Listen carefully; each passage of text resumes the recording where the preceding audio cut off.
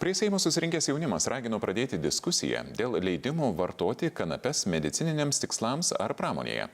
Medikai kategoriški. Marihuanos vartojimas sukelia priklausomybę ir skatina šizofreniją.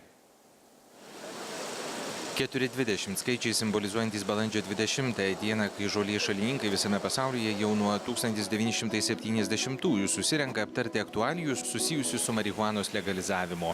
Dar prieš 5 metus jaunimas rinkosi prie Seimo ir ragino pradėti diskusiją dėl leidimo kanapes vartoti medicinos reikmėms. Seimas prieš 4 metus yra leidęs Lietuvai auginti pluoštines kanapes.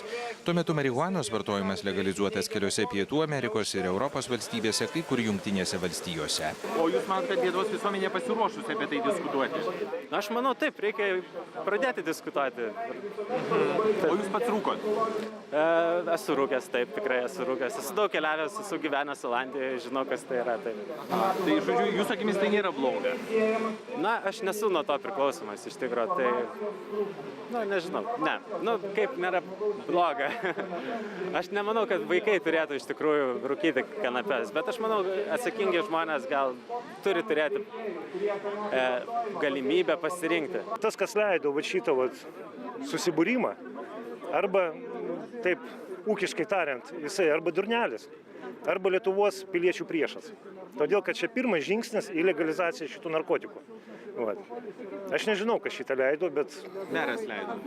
Tai čia, ponas merai, galit pasirinkti iš šitų dviejų dalykų, ką jūs darot.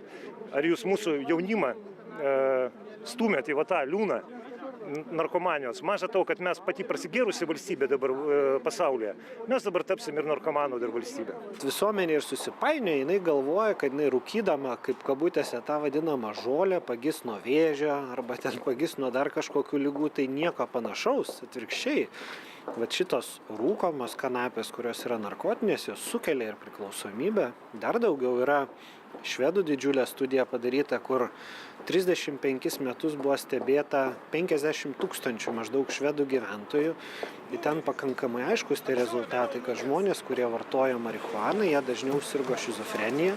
Europos narkotikų ir narkomanijos stebėsenos centro praėjusių metų duomenimis, nors Lietuvos jaunimas yra tarp mažiausiai kanapių produktais besisvaiginančiųjų bendrijoje, 5 procentai apklausus tikino, per pastarosius metus vartoja šių kvaišalų.